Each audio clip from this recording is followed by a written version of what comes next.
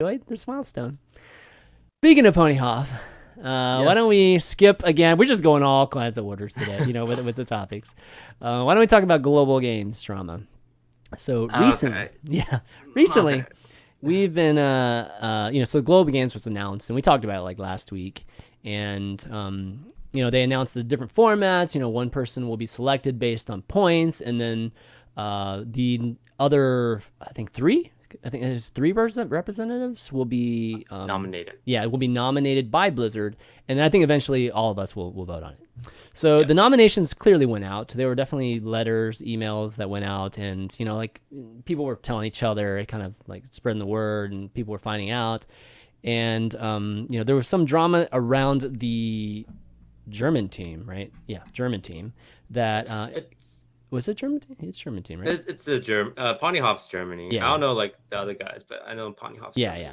So Germany. So word out was that Pony got that one of these nomination emails, and then so some folks started speaking out about it. So 6-0, I think, started things off, followed by Forsen and then Super JJ, and it was basically protesting or saying that they wouldn't participate in the global games if Pony was selected, I believe, or for that team. And this all stems, by the way, folks, from just a lot of drama that happened, I think 2 years ago now with Pony Hop, where he was an admin for a tournament, and he was on a team, or he was representing a team at that point, and there was some kind of weird communication. I mean, there was definitely some interaction there between just some matches and players, and anyways, Pony Hop ended up making a decision that benefited the team. That I forget which tournament it was, but basically benefited the team. That team was able to move on to the next round, where the other team was eliminated because of that decision. So a lot stemmed from that, and I think a lot of players have felt a certain way about Ponyhoff ever since, which is he's a cheater, that sort of that kind of sentiment. So that's kind of boiling over into this now, and people basically picketing global games if he's involved. So this is kind of crazy drama, of course. And what do you guys think about all this? Obviously we had Boney on here like maybe a couple months ago, and I wanted to see what you guys think about all this. Okay, here we go. Okay, so the global games, it's interesting because the nomination is up to Blizzard to pick 8 people from each country, right? Yeah. And depending on your country, sometimes you have a lot of people to choose from. Sometimes you kind of have to just go with what's available. I know in Canada, like they went with almost exclusively high ranked players like Sidonia and I think Silent Storm and like people who reached the Hearthstone Championship Tour, and it's great because I don't think so. I mean, I can't say for sure. I know I didn't get nominated, and I don't know about to see Dwayne, but I don't think it was on. Yeah, but like they went with the more competitive approach for Canada, which makes sense because like these guys are really good at Hearthstone and they can use the exposure. So they kind of just try to give them a outlet. But with the Germany one, like I don't know how many good German players there are, but when you invite streamers for nominations, personalities, content creators, it's really one-sided. Like the popularity contest, basically. Yeah. Like, so for example, Forsen. Like, I mean, I love Forsen, but like he hasn't had a big showing at a competitive event in a while. But like, no question, he's gonna be the number one voted nominee for his country because he's a really popular player and everyone knows who he is. And you can have maybe the best player in Sweden, I think that's where he's from, also on the list, but Forsen's gonna beat him each time.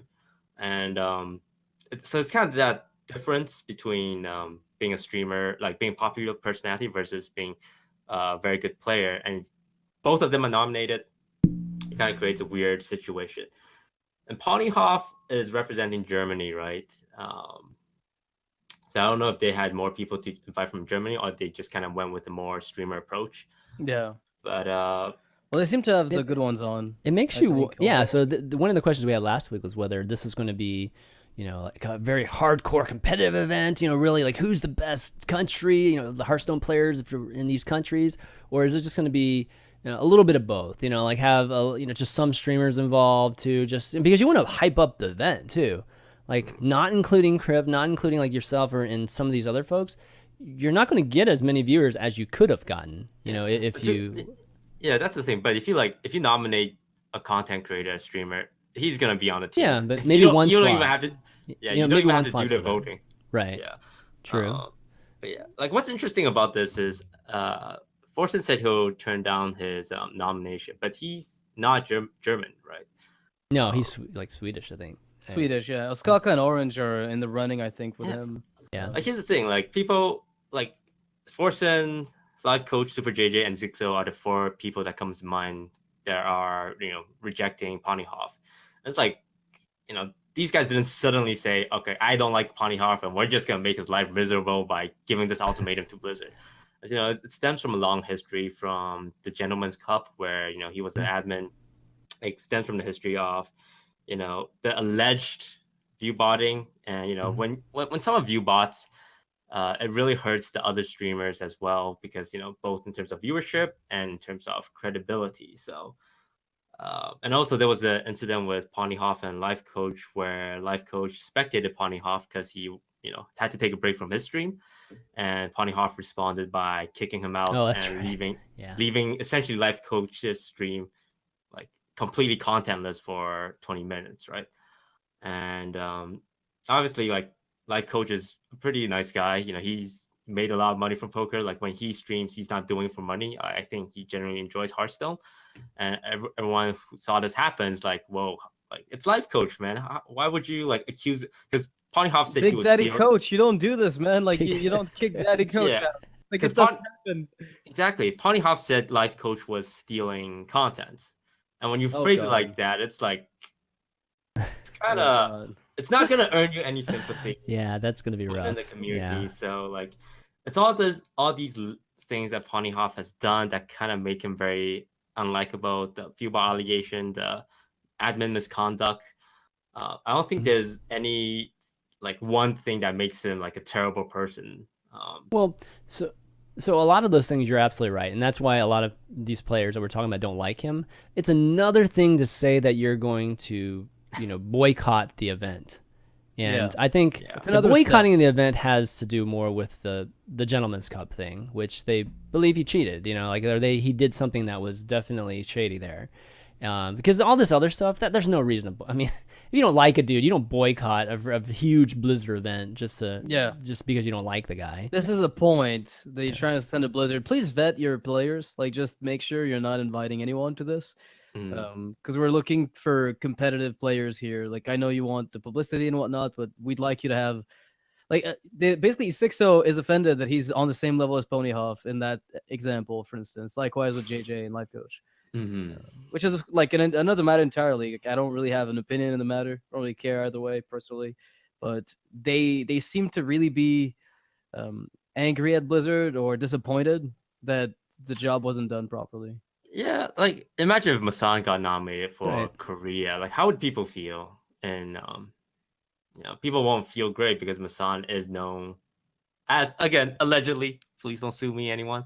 Allegedly, Masan has a terrible reputation within at least the Western community. Everyone thinks he's a view botter. Everyone thinks. I haven't seen the evidence, but I've heard it so much, and I've seen the numbers fluctuate so much that I wouldn't be surprised. I will say this: there was a period of time where the view bot service went down because Twitch updated how they combat it. So they needed like a week to figure out a new system of view botting.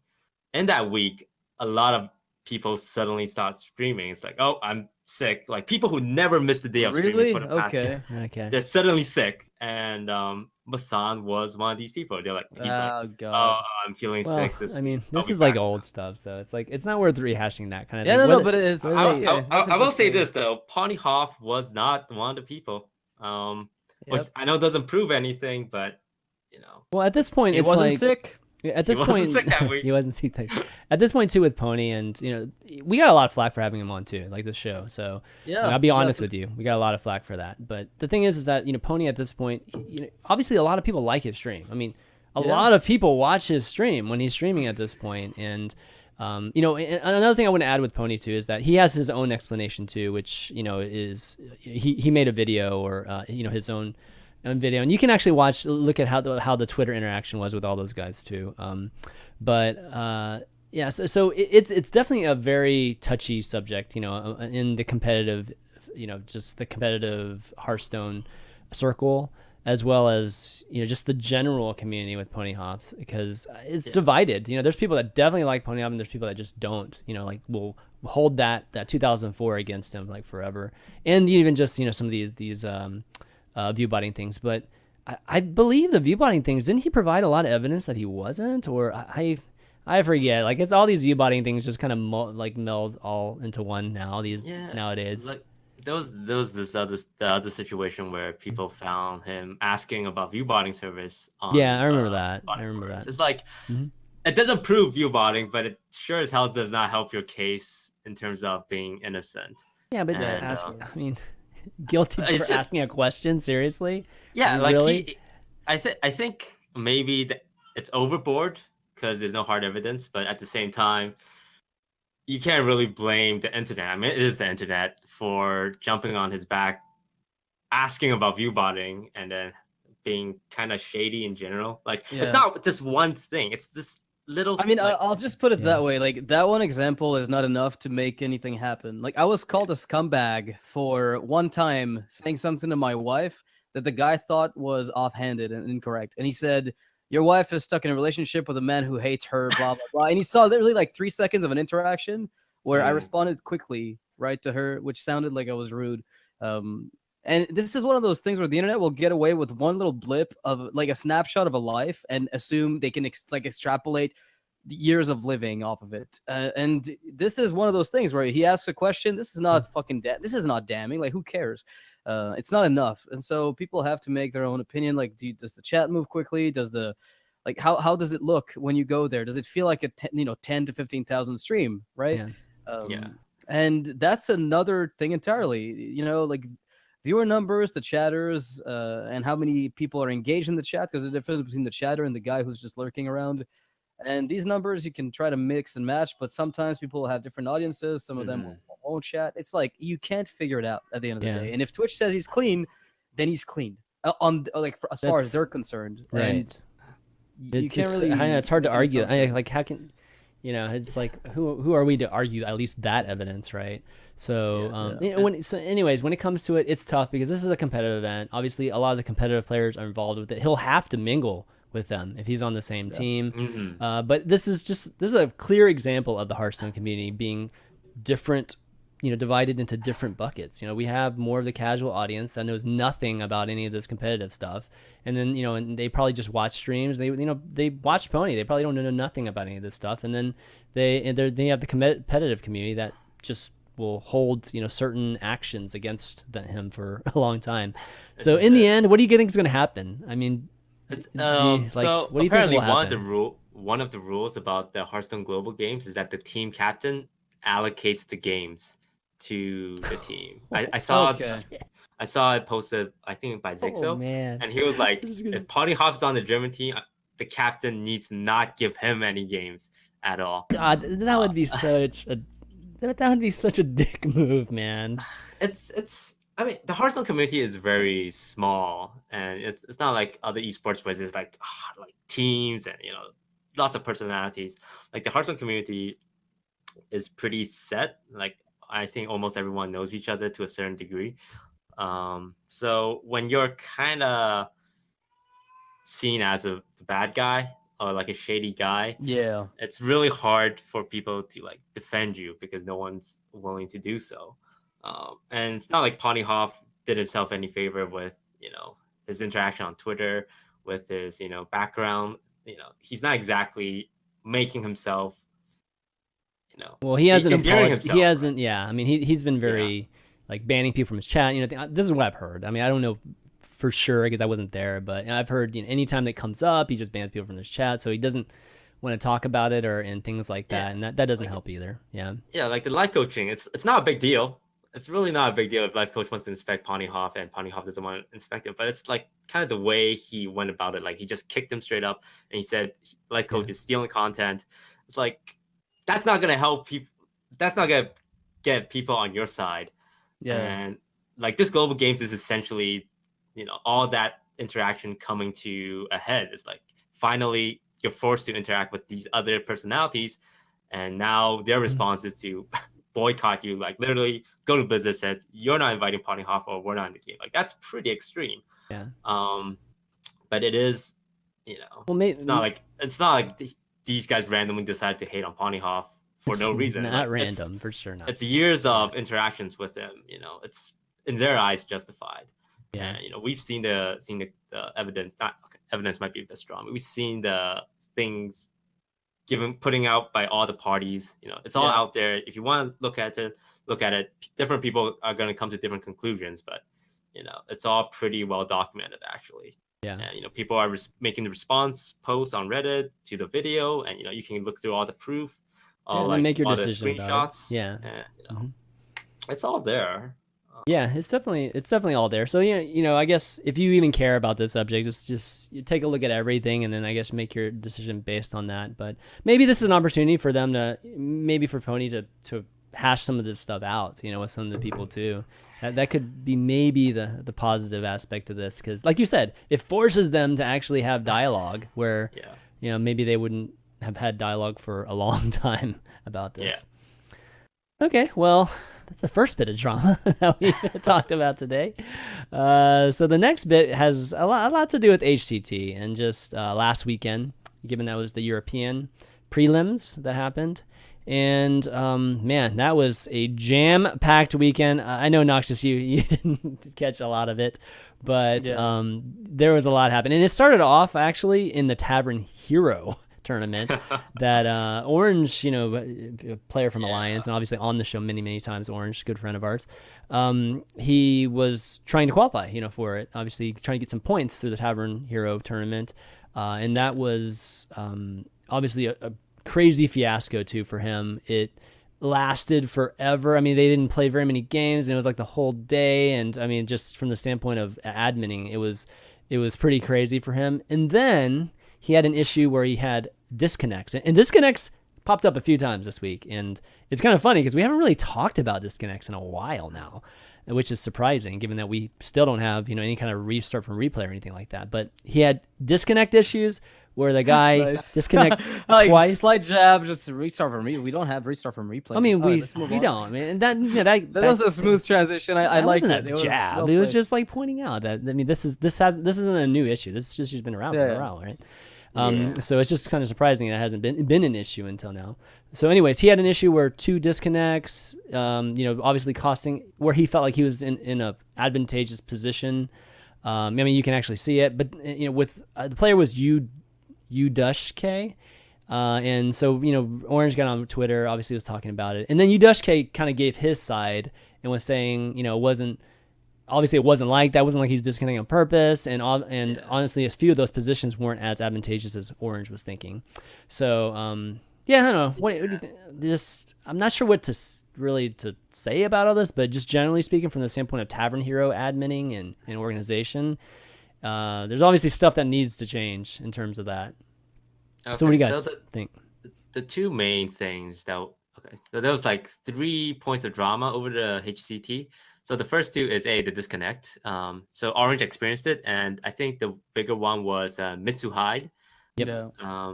And that was actually at the prelims. It was even, I think, streamed a little bit on the big screen. Yep. Where he had 2 games won, and then his opponents not won, but heavily in a really good position. Yeah. And his opponent disconnects twice, and then the times the opponent's about to win, the internet is suddenly like really nice. But obviously, there's no way to prove these, and it's really up to the location. So, which brings me to the second problem. Like Orange talked about this, where apparently they played for so long that the venue is shutting down and kicking them out, and then they still have games to play, but nowhere to play from. So like he has to like run around, find internet connection to keep playing. And it happened again in the prelims where the venue kicked them out. And I think Show was also part of that group, and Powder, where they had to go to the admin's home Well, the admin Sick. offered it up, Yeah, to actually go and have a LAN party basically at his house to finish up the last matches. Yeah, like, and they're all standing around each other. Like, I know, like, they're not like helping each other out, but it's like this is supposed to be like the championship tour. Like, this is really high level stuff. It's like the main Blizzard event, and you're at a venue, you're getting kicked out. Let's go to the admin's place, and This is real esports, man. Like this right there is like I remember when I slept in a fucking sleeping bag on a concrete floor in a friend's basement. This is our LAN party, my friend. Right here. This is how we used to do it back in the olden days. Now we're back full circle. Especially esports has embraced the gamer culture. Yeah, huge props to the admin for willing to do this, but. Like, why is this happening? This isn't the first year of Hearthstone esports. This is like, we're in our third year. We've done like BlizzCons like twice already. And, you have people disconnecting because of bad internet. Like, I've seen good, admin locations, like where there's never any problems. But it seems like every time this happens, that you have a inexperienced admin running an event, that they're not suited for. And then as a result, you're costing good players games because of disconnects. You're like, screwing people over because you decide to run an admin tournament. And, a lot of people are asking Blizzard, like, shouldn't you be vetting these guys? Shouldn't you be making sure they have all the necessary tools? And maybe Blizzard is doing it, but it's happening quite often. It's not quite often, but it seems like it always happens, especially with the disconnects. And, is whose fault is it, right? Is it the admin's fault? Is it Blizzard's fault for not making sure they have the tools? Is it Blizzard's fault for like having a lower bar for requirements? Well, I think technology is always going to fail on you at some point, no matter what tech you have, right? Like that's always going to be a thing. So if you're relying on hardware to save your ass, you're fucked. If you rely on a feature in your game that can be like, we have logs in games, so it's kind of mind fucking that we haven't tried to do. I mean, I say we haven't tried to develop. I'm not on the design team. They probably have tried. I'd be surprised if they hadn't. But the resume from replay not only helps competitive players, also, when they want to so this is what I would like to see in a replay system. Number one, the way to just restart the game with the same seed, where you have the same hand, the same board, and the same seed in the deck, so you can just redraw in the same order, so nothing goes differently than it would have otherwise. Because there could otherwise be situations where the guy says, well, he disconnected, but I drew, Justicar Trueheart, and it then crashed. And then next game he plays, if it's mixed again in the deck, then he's going to draw some other card. So you want to make sure you have like a static seed and a randomized seed where the decks get shuffled. And I hope one day this is a feature that's added, if not in Hearthstone, then at least on a side app that they use, if only for events. I don't care if they have this event-specific app that they use to transfer logs over and restart from a game. Because if it's too... if you want to present it to people and sell it to your audience, what you have to do is make it presentable, make it look good, make it look fancy. You have to have the UI that's perfect. If it's in-house, you just have like Arial text, non-bolded at 12 size on a white background, and you click restart and you're good to go. So it's a lot less hassle to just have this simple thing to use at venues. That they don't have to push out the people. At the very least, I think that would be necessary. Yeah, I mean, I think all those things you said, Noxious, are things that we want and we wish, and eventually they will be there. I mean, I remember us wishing for this in StarCraft 2 for years and years and years, and it finally came out, and it's been great ever since. So it's just a matter of resources with them, and we talked about their team earlier, right? They need more people to actually be able to get some of this in there too. The thing for me, like, speaking a little bit about what you were talking about to us, is that I agree, man. I feel like the vetting, the just like, how do I put it, the training, like there should actually be training of some of these admins too, and just so that each of the sites have at least some kind of procedural consistency to all of them. And that goes for checklists. That goes for like making sure all the hardware's working right, make sure the internet's good, make sure all these things. And then on top of that, having an admin that Blizzard can say is verified, and he's on top of what's going on. One of the issues with this whole drama that we're talking about with the disconnects is that it was just kind of like, okay, it disconnects, you just restart. That's the rule. But there was just no like admin confirming like this guy didn't cheat. You know, like that's all it really takes. It's just like, okay, this guy didn't cheat. You know, this happens obviously because you know the game can't handle that. So you're gonna get unlucky sometimes. And I think a lot of things would have gone smoother that way. Of course, there'd be still some drama, but it would have gone smoother. It wouldn't be like these accusations of cheating. And I think that's the worst because you affect the integrity of the event itself whenever you start thinking that this guy is cheating by disconnecting. So that's the big thing, that the admins need to be like right there, need to be able to make a statement about it and, you know, assure both parties or assure one side of the party that this is not cheating. There's no cheating going on here. I know Blizzard has been actively trying to like communicate with these tavern organizers. Like they flew a bunch of them out to right. Blizzard, like to California, to like talk to them, to introduce them, to like get feedback. So it's not like you're still trusting them, though. You're... Yeah, but yeah, exactly. It's like not all of them are qualified to run these tavern brawl. Like there's some who are super prepared with internet backup, with like Ethernet cables, like you know Wi-Fi plans, and there's some who are just kind of, you know, oh yeah, I get to run a Blizzard event. That's pretty nice. So yeah, like the disconnect rule was surprising. I get that they want to be flexible, be lenient, but unfortunately, with the disconnect rule, it is abusable.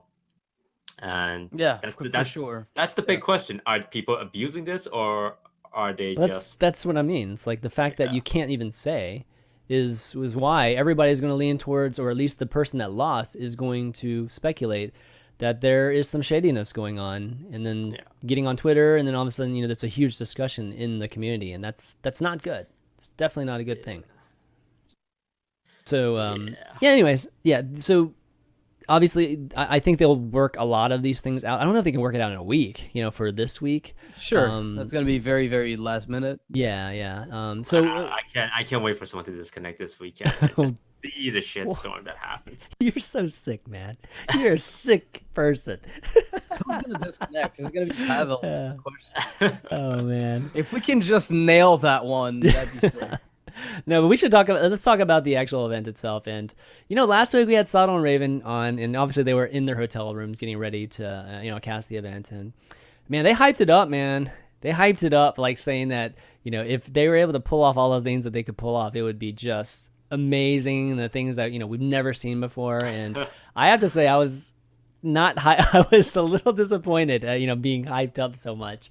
Because there were Trinity set the bar real high, man. Like, well, it's not just that. I mean, it is Trinity. Yeah, Trinity is the you know, the epitome of what a production should be right now.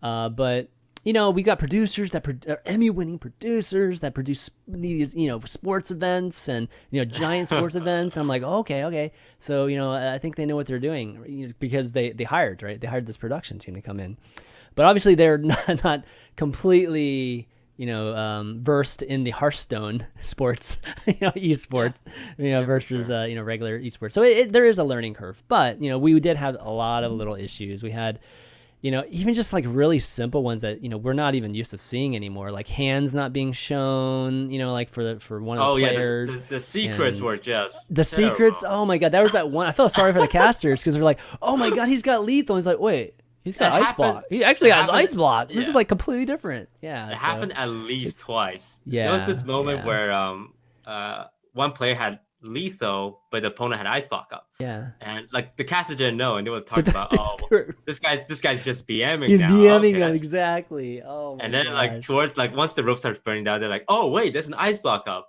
So this is this moment where everyone is kind of have a negative attitude towards the player, because you don't BM in the championship tour, like it's sportsmanship. And they were like, oh yeah, this guy's just BMing. Like they weren't like that serious. They kind of poked fun at it, but like, yeah, it's not the caster's fault. And it's not. He Absolutely is BMing. not. Exactly. And like, because everyone was kind of wondering why is this guy taking so long? Just kill him. You have lethal on board. But you know, there was this hidden secret that no one can see. I mean, I'll say something about production is I've noticed that I don't know how much they've cast, right? Like how much they've done Hearthstone specifically, because if this is one of their first Hearthstone events coming from sports, yes, the whole, uploading stuff to the internet is simple. The whole, I have a cameraman here, that's very straightforward. But getting the in-game production right is different.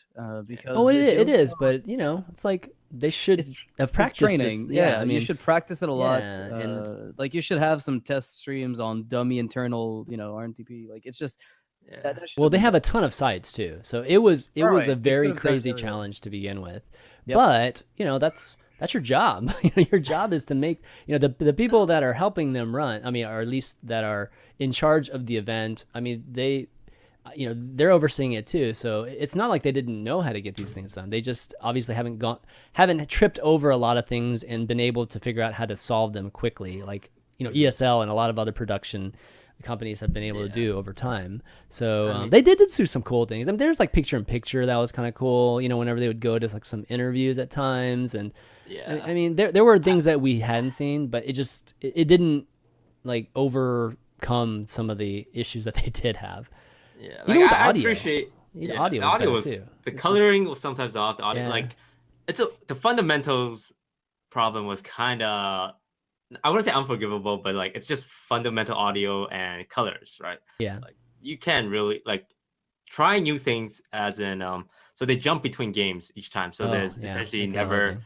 like it's something new. I don't think it worked very well, but it's something different. They're testing it out. If it worked well, then obviously they do more. And the feedback is that no one really liked it. They can change it for the future. But I appreciate like trying new things. But I think for the whole issues- hopping games, what you need is two caster setups, and they're both commentating on like different streams, and then you can hop to your main stream between both of them. Because if that makes sense, because like hopping to a new game where the guy has no context, is like, what the fuck's going on here? I haven't been watching this at all. Well, it was really clear odd. that the hopping just period is a bad idea because Hearthstone. I don't know, man. We do it in Magic, and it's fine. I think it's okay. Well, hopping. I mean, like mid game or towards the end. I mean, right. it's just not a good idea because, for one, But we're toward the all end, yeah, we're for all sure. acclimated to have seen the entire game. Just like everything builds up to this certain moment, and then that's how it concludes, and it's either epic or whatever, right? Like we actually know how the sequencing of everything went. So the community itself is acclimated to do that. So it has to be crazy. It has to be more than just showing epic ending for something. I mean, you have to do some crazy production things to really, make that work. And obviously they're not going to do anything like that. So I think generally speaking, they probably won't do that sort of thing anymore. And even if you were to do it, you have to have somebody that's at least that's previewing what you're going to switch over to. I mean, they were switching over to like mid game of something, and then they would switch off of it. They wouldn't even finish that game. In the middle. The show was playing like the Reno Mage matchup, and everyone was starting to get interesting. And then they're like, let's check out this game. I mean, I think what would be cool is if you have like a small preview that shows up in the top right or something, like where the cameras or like the overlay is, then you could have a small preview of another game where you can say here in the top right, you can see X and Y. Yeah, that would work too. Just kind of showing two this games. is what the state of the game looks like right now. It's just a little bit of a snapshot and it fades away right away. So people can keep track of the game without watching the action and just have an idea of what's in there. But just a full swap without finishing a game you're currently watching, that's just weird. Well, that's just really weird. They had the general philosophy also. I know that production crew was very adamant, and there was a little bit of conflict, I think, when A-Bar, posted that one thing, was saying that that production team wanted to show matches that were elimination matches, over matches that had high, very notable streamers and players and, that sort of thing. And I can kind of understand each one, but in the end, the notable players is what drives the views.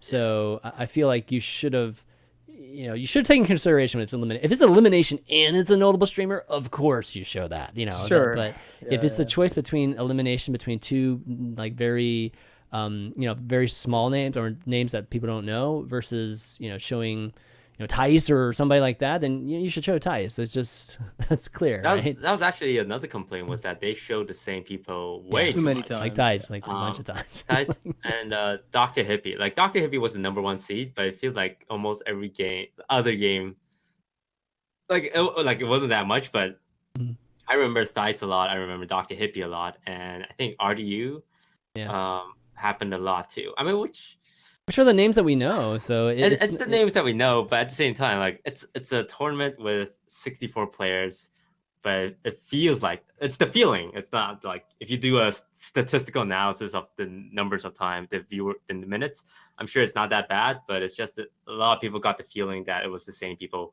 over and over again.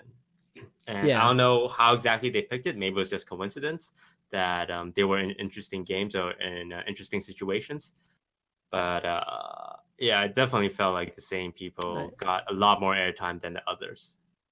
I know some people might disagree with me here, but I don't actually mind that so much because, because even if you give attention to like some of the lesser known players, like early on, it doesn't have much of an impact for these people anyways. You know what I mean? Like when you have them going against a big name player, that's the kind of exposure you want to give a player, not him playing against another person that nobody knows. And then it just brings the viewership down for the event too.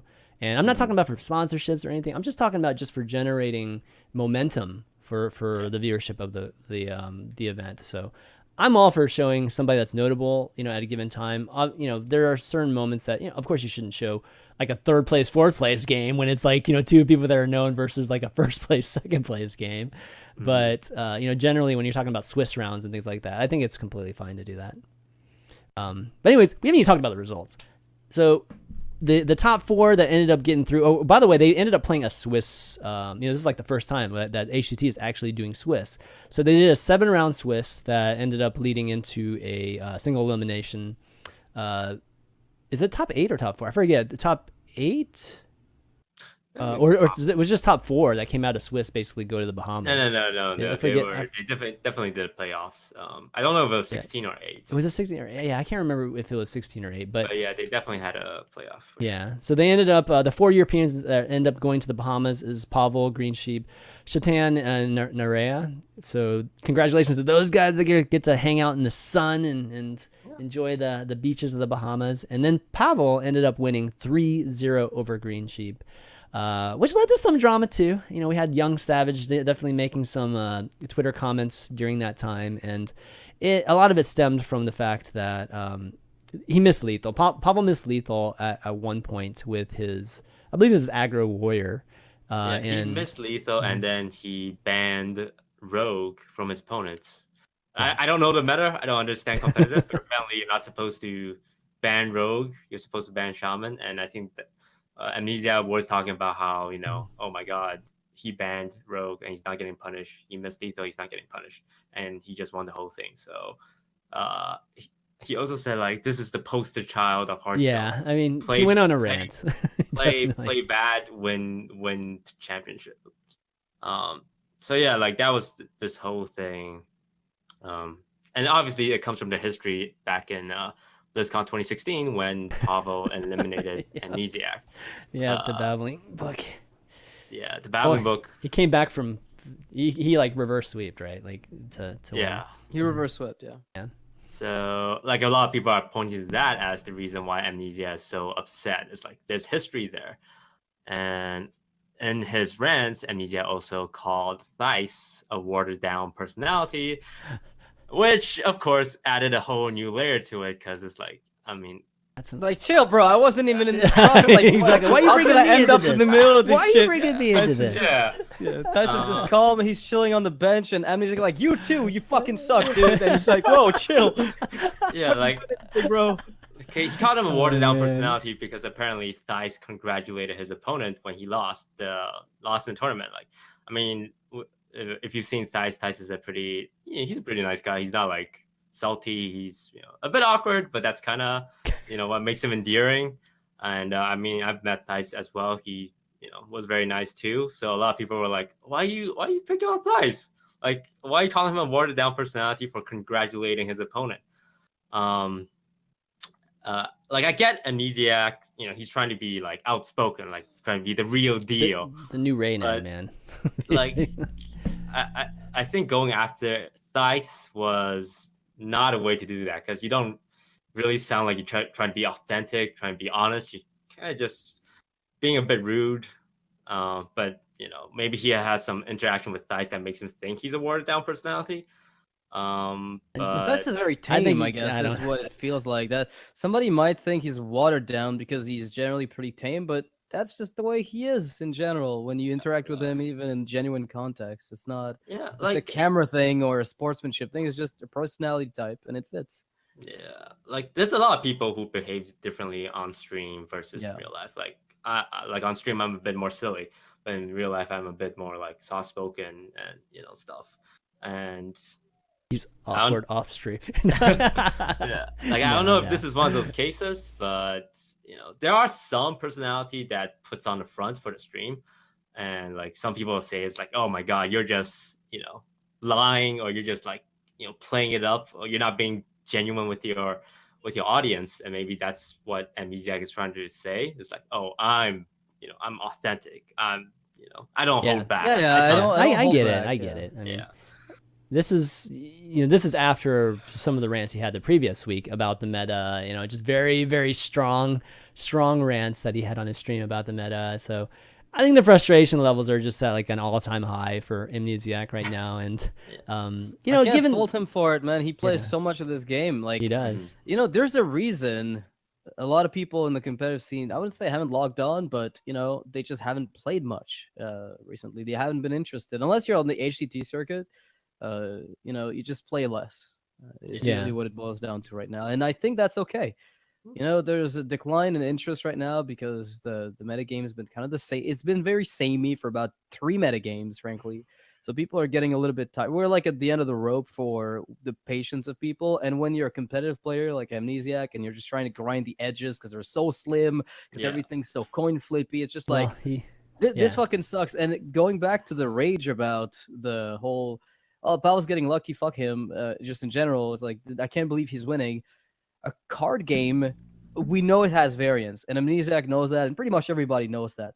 Yeah. But in Hearthstone, the variance doesn't always come in the form of a large sample size, and a small sample size sucks. It's like this one card that doesn't just randomly decide something once. It's just like the amount of tipping points with randomness in a game is so numerous that it's just getting kind of triggering for people. The Kazakus potion, it's 50-ish% to get what you want.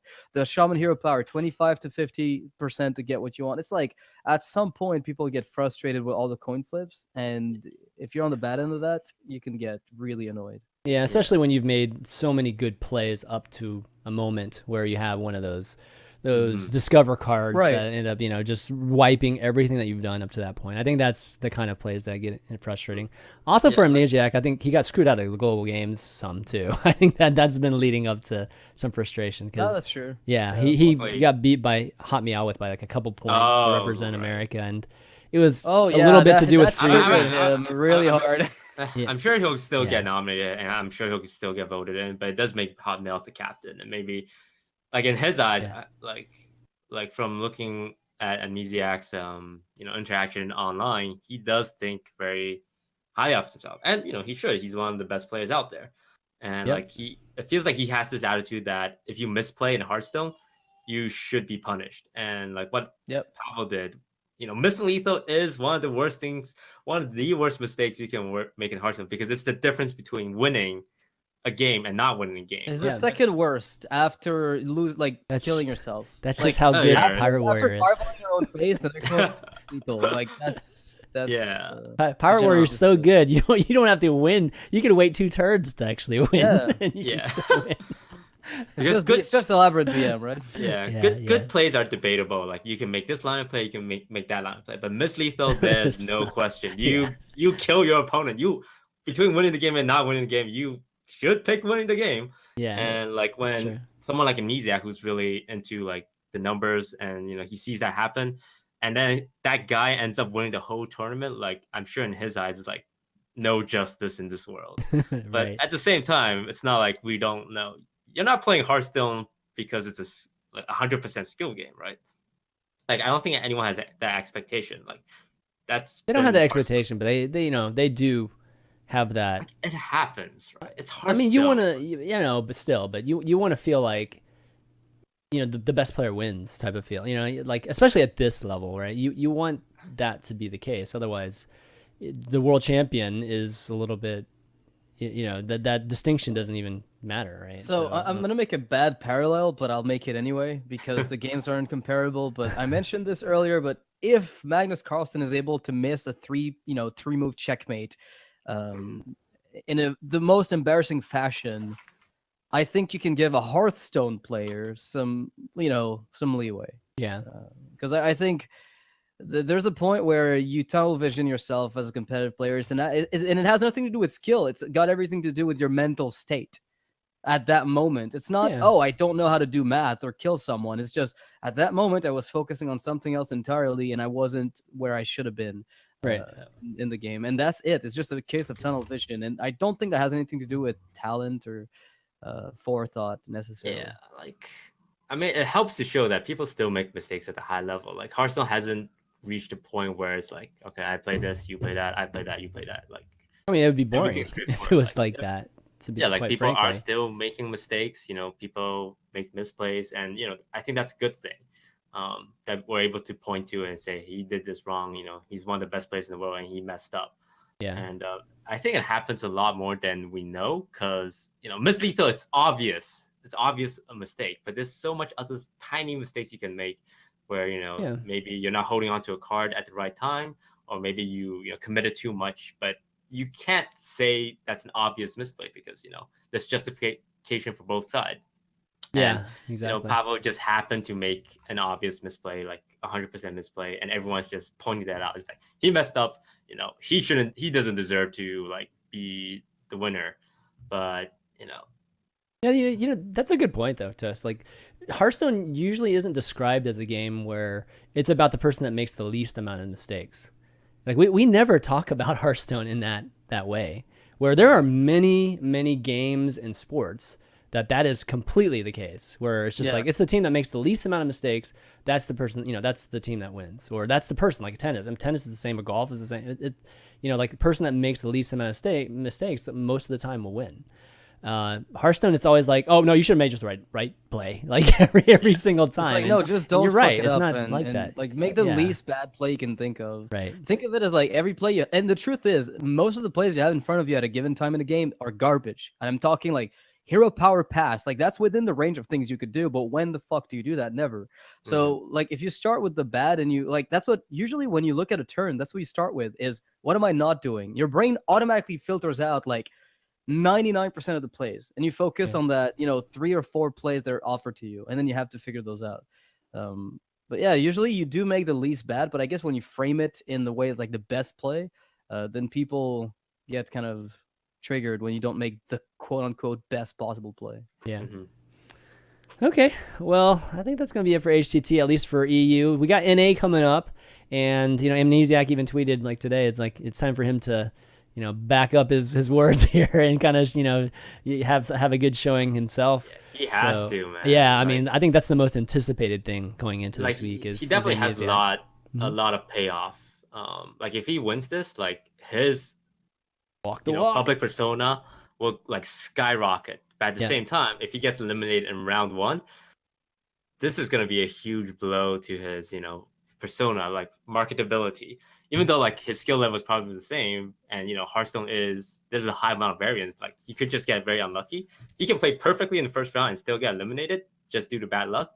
But that's not what people are going to focus on. People are going to focus on whether he wins or loses. And if he loses, oh my god, if he loses round 1, can you imagine his frustration levels? It's going to be like over the social top. media is gonna just hound him, like saying all this. No, he's just gonna delete his Twitter and just like he's gonna lawyer up, hit up the gym, delete Facebook, and play checkers. Like that's just he's play just tennis. Fuck he's actually a really good tennis but at player. the same time, if he wins this, we are gonna be hearing a lot from him. He's gonna be like talking a lot, and he's a he star. has the right to. Yeah, and he backed it up. I'm excited. I actually want to see him do good. We need some stars, man. Like we especially in this HCT type of arena, we need some talking points. And Frodan's hinted at it some too. And I think Frodan tweeted him something about him being, the bad guy, the heel or whatever that this community needs or whatever. And to some, I don't know if I agree totally with that, but to some extent, yes, we actually need some more, just things to talk about. Just guys to root for, guys to root against. It's like all we ever talk about in this community is just guys to root for. Like that's it. You know, and it's just like, oh, I'm rooting for these 5 guys, right? And Yeah. it's it'd be a nice change of pace to actually have a villain or something that's a little bit different. Yeah, it makes sense. I think what Amnesia did from a marketing perspective was pretty smart. Yeah, I think so too. It was the Thais thing that kind of went over the line. It's like, okay, Yeah. you can criticize Pavel, right? Because he made a misplay, and you guys share a history, and you can play it up. But like the out of nowhere insult to Thais. But that's what makes a villain, dude. You So gotta I'll go say this after about people who play a good tennis. guy. They tend to be some of the most competitive players people I've ever met. Yeah, I played tennis And, too. you know, yeah. he plays tennis as far as I'm aware, and you don't play that unless your competitiveness is just through the fucking roof.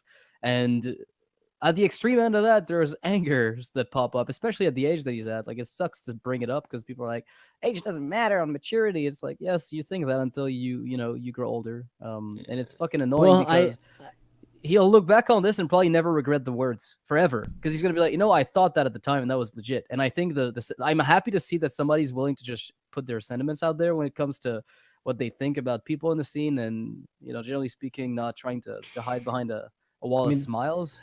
But you need to realize that you're talking to an audience that's largely used to force positivity when even the person doesn't feel it. It's the same on YouTube, it's the same on general media online, because it turns out positivity increases viewership. Ha, who would have thought?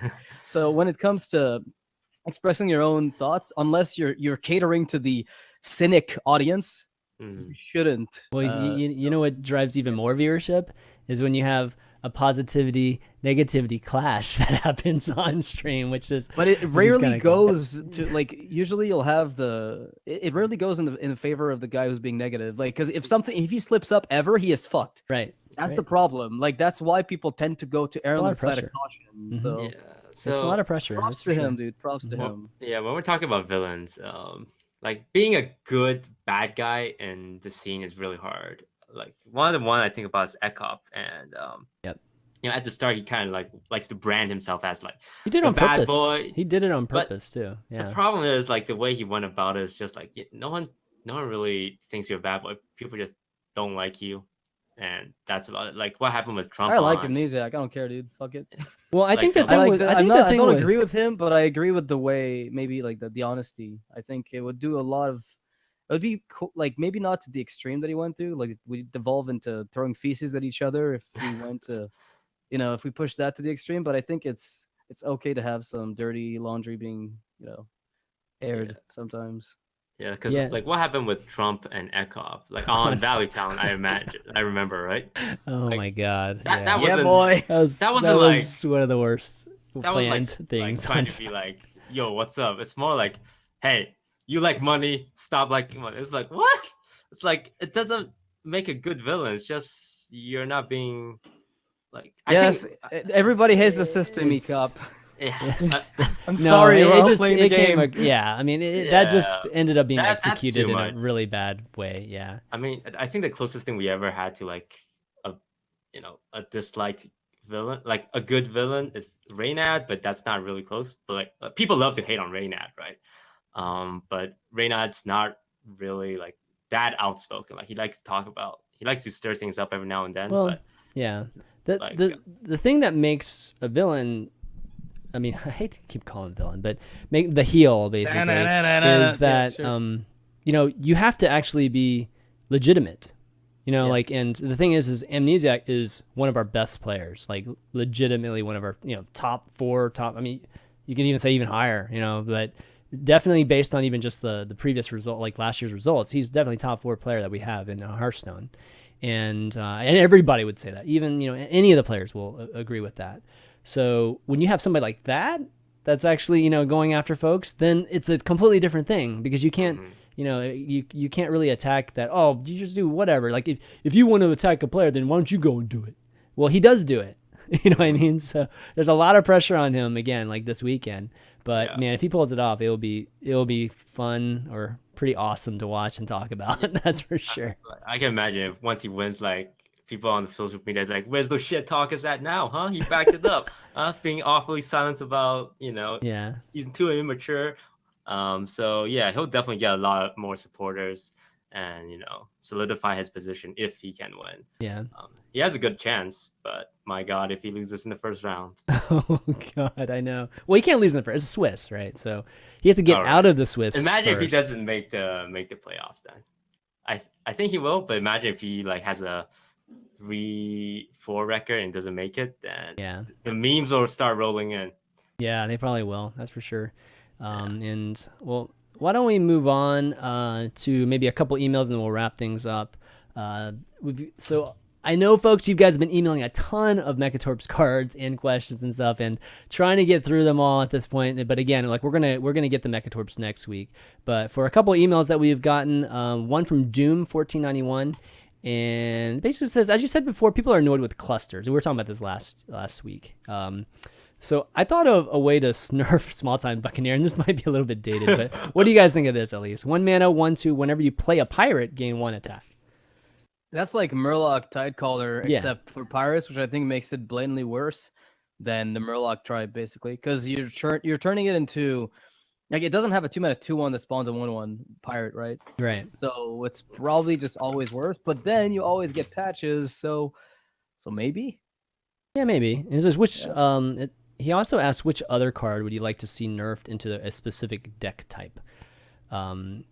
Because, one thing we did talk about too, or I brought up last week, was that, these pirate things wouldn't be so broken if they would have been just class specific. If patches would have been a warrior card, and then and if Buccaneer was only a rogue card, then we would have split them up, and it wouldn't have been such a big deal right now. And on top of that, we could actually try to build up pirates in both of the classes too. Instead of just pretty much just in warrior, right? The warrior pirate was actually successful, but we're not seeing pirate rogue, with this addition, just because Miracle is just so strong still. So we're not seeing anything there. So anyways, I agree with you. I think it would be, I actually think it would be an interesting change to it. Whatever. But there's another point in the email that's really interesting, I find. He brings which card would you see to be nerfed to fit into a specific deck type? Yeah. And he mentions the Azure Drake. He would like to see it become a 5 mana 4/5 with spell damage that only works if you have a dragon. So you would draw a card only if you have a dragon. So it's always going to be a 5 mana 4/5 with spell damage, but it doesn't always draw a card. And frankly, given how frequently the Azure Drake is run in everything, I would like that. I'd like to see the card changed a bit. I would too in the current meta. I would like Azure Drake to be changed in some way, that's for sure. But in the current meta, I think that would be a pretty good way to remove it, at least from Shaman, and just have that universal, that universal play to it, right? But coming this new, once the reset happens, there's just gonna be no dragons, dude. How are you gonna even play that? It's gonna be a Dragonet Operative and Azure Drake all dependent on dragons. It's we don't got dragon. We're gonna play Fairy Dragon and Ysera's and Alexstrasza's and those Dormu. There we go. Yeah, it's all 9 drops. It's tough. It's hard to know, because before this expansion, I never thought Azure Drake was that big of a deal, right? We've seen it every now and then in Rogue and Druid, but I think it's with Shaman they start adding it, and now Reno decks are a thing. Reno Mage runs it, Reno Priest runs it, Dragon Priest runs it, Dragon Warrior runs it, Shaman runs it, Druid, almost all Druids run it, and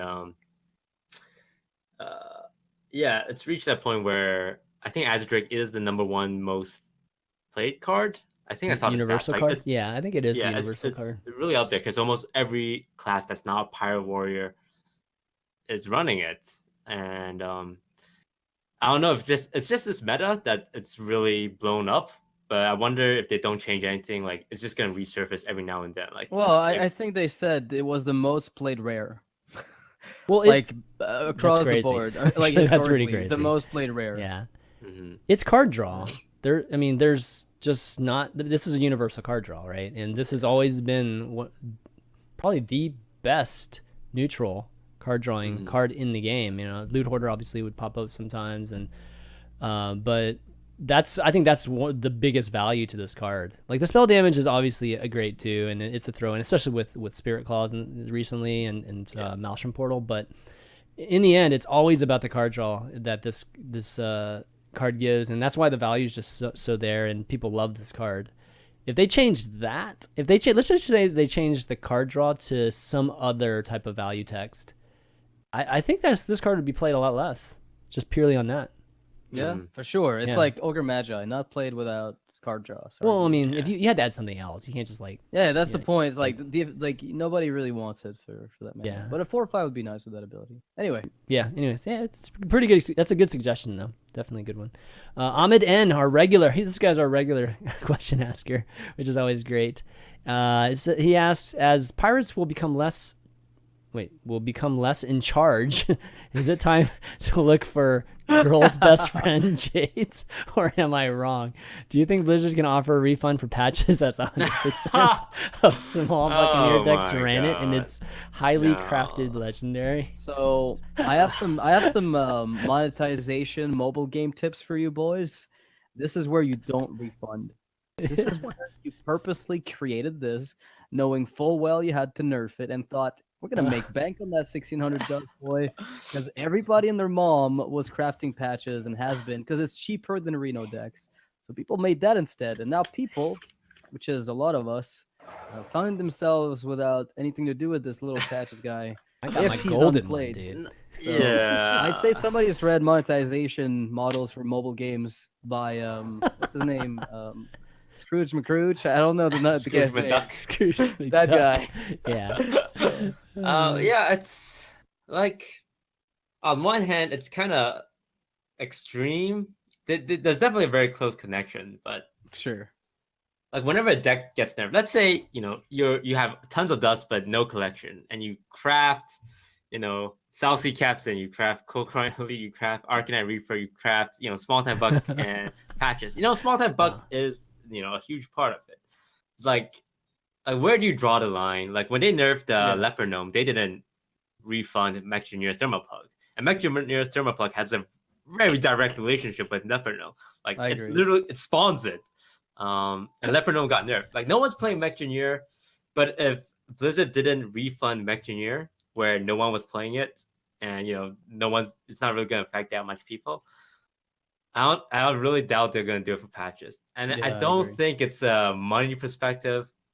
Of course not. I'm just fucking with them at this point. It's like I'm being facetious. Yeah, I think people will still play it. To be honest, I think some people will still play it. It's still a very playable card. Yeah. Like, would it be amazing if Blizzard did it? Yes, but it's a very bad precedent. It's a precedence to set if you're giving refund on patches after nerfing a different card that has synergy with it, but it's not like patches and Small Time Buck are like direct links. It's just pirates. They just share the pirate tag. Yeah, exactly. I don't think they'll do it. I don't think they should do it. I think it'll be a nice gesture. The token druid come back with Blood Cell Corsair on turn 1 with patches. Like, I want to see them run it just to show people that the card is still very much a thing. Oh my that god. deck had it was just, it was being run in some stuff. Which deck was it? Was it Jackie's deck that was running? Yeah, Jackie was running Corsair patches. It was pretty good. Yeah, that was pretty interesting. All right, well, let's wrap things up. It's been almost 2.5 hours, so I think we covered it, man. Toast, it was awesome. Definitely a great episode having you on, talking about all this good drama. I figured you would be the best guy to talk to. These are my expertise. These are your expertise. The drama, the leaked expansion. Heck yeah. I do. Pick the perfect guest. We want to talk about like competitive decks or like smart plays and arenas. Like, no, don't call me. You want to start talking serious discussion? Nah, I want to talk about memes and like talk trash about everyone. Right. But yeah, it was a fun one. A lot of news, and excited to see the new patch. Yeah, definitely. You got any shout outs you want to make? You're gonna be streaming right after this, right? Yeah, I'm gonna start streaming. ESL is coming to a close, so a lot of people looking for new homes. Just gonna open up my stream, open my arms to them. Good for you, boy. I'm just gonna be playing For Honor. I can't Hearthstone right now. Soon, man. Soon. The world of Lawbringers and Knights, dude. I can't. No, that's true.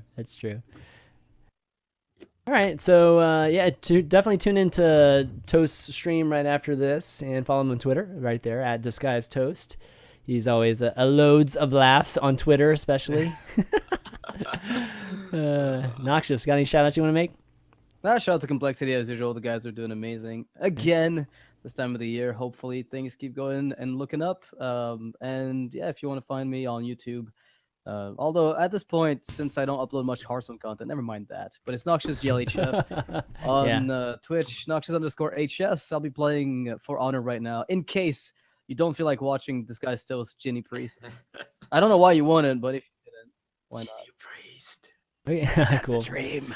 Man, I got like the barbarians knocking on the door, so I'll just round out the shout outs by thanking you guys, Toast and Noxious, for doing the show with me today. Everybody for watching. I know, Trinity's going on, so we had a lot of people watching, which is really, really cool. And you can find the VODs on youtube.com/ChanManV a little bit later tonight. I have to actually run out real quick, so it won't be as fast as it normally is. But expect it for sure tonight. I'll tweet it out, obviously, at ChanManV. Follow the ValueTown Twitter account, which is ValueTownGG.